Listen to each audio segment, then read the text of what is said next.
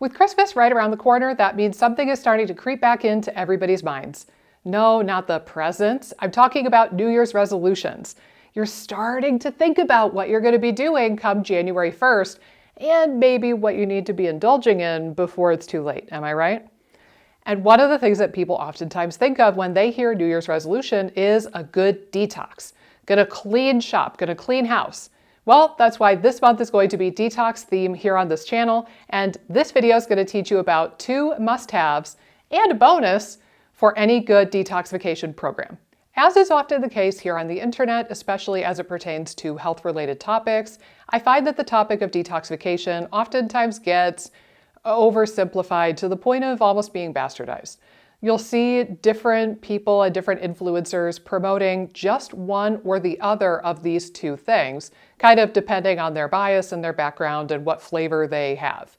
But both of these things are important for detoxification. You can't really do one or the other and expect it to be very effective, at least in my opinion. So let's get into these 2 things. This is going to give you the rough framework for a detox program, and then we're going to elaborate on some of these topics in future videos here on this channel. So we're going to start with the one that most people think of when they think of a good detox, and that is facilitating excretion or elimination from the body. So we're trying to pull or chelate or get this stuff out of your body, whether you're talking about endocrine disruptors or heavy metals. Everybody's looking to pull stuff out. And again, you could physically try to pull things out with a chemical chelator. That is a thing that people do, although I'm not a big fan. Or you could try to support your organs of detoxification, such as your liver, your gallbladder, your kidneys, I suppose bladder, because urinating is one of the routes for elimination. You could try to support your colon, which is obviously going to be my favorite, since pooping and bile flow is a major route for detoxification. Or you could just sweat more. I don't know, this person is sweating from their elbow for some reason, but you could sweat more. You actually eliminate a lot of stuff in sweat. So these are going to be the things, and the supplements that target these pathways are going to be the things that you see most commonly on the internet, right? So we're going to see like methylation support products, glutathione and glutathione support products. We're going to see maybe like a fiber supplement to help with the colon microbiome and the detox elimination there. We're going to see things like bile flow promoting herbs to try to get the bile flowing. Maybe even something like coffee enemas, which I've talked about on this channel, to stimulate the liver and speed up your detox. But there's not a ton of usefulness, in my opinion, trying to speed up our pathways and facilitate excretion if you are still being bombarded with new toxins on a day-to-day basis. And that is why the other half to this, the yin to the yang, if you will, is that you want to avoid more toxins. So for example, looking at yourself and the world around you and assessing if you have a high degree of toxic load. Are you one of those people who has fragranced everything? I'm talking the people who have the Glade plug-in in every room. They use the perfume dryer sheets. They spray perfume and body spray and fragrance all over their body every day. Does everything around you always have to smell like a flower shop?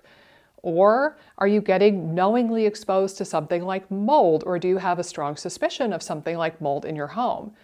Bit by bit, as you learn about this topic in future videos, you can start to assess your own load of this stuff and start making healthier choices, or in the case of something like mold, perhaps remediating your house, so that you're not getting new toxins into your body. Again, you're going to be wasting a lot of money on glutathione and N-acetylcysteine trying to excrete stuff out of your body, and you could stay stuck there for a really long time and not budge the numbers that you're seeing on a test or not budge symptomatically if you're not mindful of this piece of the puzzle. So that's why I really think of this as a yin and a yang, a situation where you can't have one without the other, or at least thinking about both of them as you're building a good detox. Now, this is the part of the video where I get to share the bonus, but in my next video, I'm going to discuss why it is not one of the 2 must-haves. It's a nice to have if you're able to do it, if you're able to tolerate it, and that is caloric restriction or perhaps fasting. The reason for this is a lot of toxic stuff gets stored in our adipocytes, our fat tissue, and by liberating that and having our body go into storage utilization mode and liberating some of the fat from our fat cells, we're naturally going to pull some of that crap out of our system, bring it back into systemic circulation, and then allow your liver and your gallbladder and your kidneys to process it and finally excrete it out of your body. But there are a couple of reasons we're going to discuss in the next video of why a lot of people watching this right now should not do fasting, at least not yet. So that's why that is going to be in the nice to have bonus category as opposed to the 2 must-haves. Of course, the question of whether or not you need to do a detox or you will feel significantly better if you do a detox is still very much on the table. And despite making these videos here on YouTube, I'm in the camp that I would say no. I don't think a detox program is the most efficient use of your time, attention, and money right now. If you're here watching this channel, there's a strong likelihood that you suffer from symptoms like bloating, abdominal distension, abdominal pain, constipation, diarrhea, or indigestion. And if that is the case, if you have one or more than one of those symptoms, the more appropriate, the more helpful, impactful thing you could do for yourself this January is come join me in FODMAP Freedom. FODMAP Freedom in 90 Days is my group coaching program, and we get hella good results with those symptoms that I just rattled off.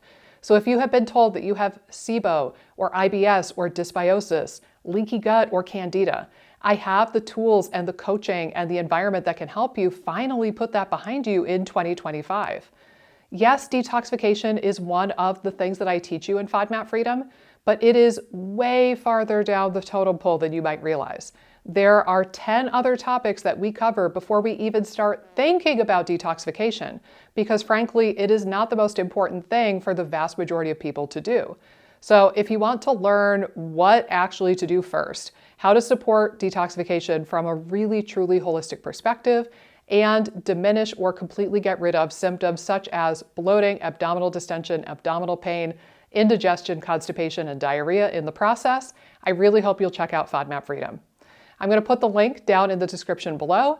Right now, we're not enrolling currently, but we're getting ready to come January. So what you could do right now is join the wait list. And that's really important because A, you get a super cool bonus gift when you join off of that wait list week, but also you get first dibs on your spot.